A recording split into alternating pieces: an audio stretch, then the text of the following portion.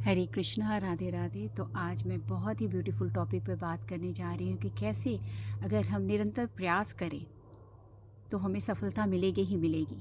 और इसकी शुरुआत मैं कबीरदास जी के बहुत सुंदर दोहे से करने वाली हूँ, जो कुछ इस तरह से है।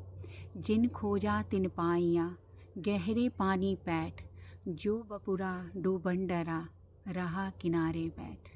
बहुत ही सुंदर। अगर इसकी वर्ड टू वर्ड मीनिंग ले तो कुछ इस तरह से है कि जो गोताखार गहरे पानी में उतरता है उसे ही मोती मिलता है, उसे ही जूअल मिलता है, लेकिन जो डर के मारे डूबने के डर से किनारे ही रह गया उसे कुछ भी हासिल नहीं होता है। और ये कबीरदास जी का दोहा है, तो इसके डीपर मीनिंग तो होंगे ही। कबीरदास जी के कहने का तात्पर्य ये है कि जो भी व्यक्ति बिना डरे अपने लक्ष्य की प्रयास निरंतर करता रहता है उसे भगवान भी मिल जाते हैं। वो अपने आप को भी खोज लेता है, अपने आप से ही मिल जाता है। और इसका जग जाहिर एग्जाम्पल बहुत सारे हैं।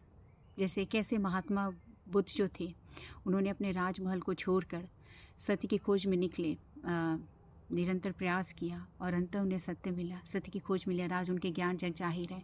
मीराबाई, अगर मीराबाई समाज के डर के मारे कृष्ण की भक्ति छोड़ देती तो उन्हें कृष्ण न मिलते और आज वो हम सब के लिए प्रेरणा की स्रोत न होती।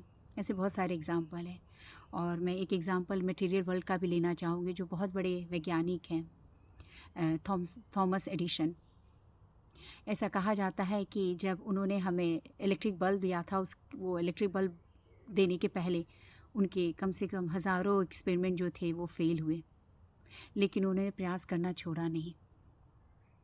तो कहने का मतलब ये है कि चाहे वो मटेरियल वर्ल्ड हो या स्पिरिचुअल वर्ल्ड हो, अगर हमारा लक्ष्य सही है और हमारा प्रयास जो है ना, हमारा जो एफ़र्ट है वो ऑनेस्ट है, तो सफलता हमें मिलेगी ही मिलेगी।